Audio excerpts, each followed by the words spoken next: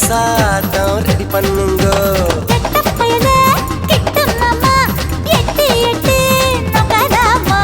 பட்ட மாமி கிட்ட வாடி மொட்டை மாடி பக்கல் நாண்டி. அடி சும்மா நம்ம பெத்த விட்டாளா. அடி சும்மா நம்ம பெத்த விட்டாளா.